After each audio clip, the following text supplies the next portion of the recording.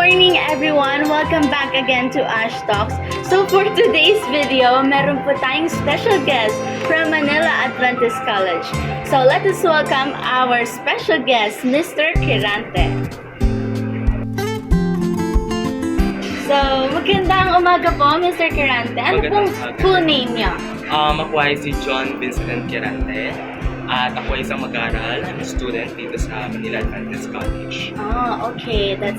Welcome to Ash Talk, Mr. Kirante. Kumusta ang iyong academic life?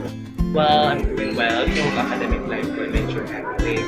Okay. So, meron lang tayong a few questions about strengths and weaknesses. Simulan natin sa weaknesses.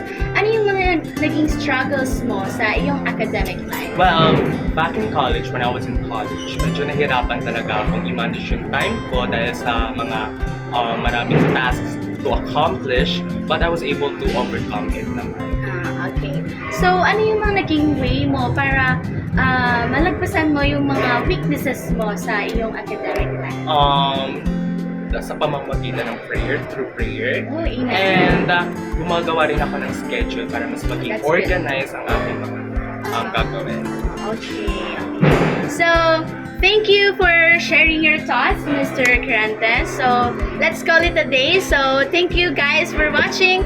Bye!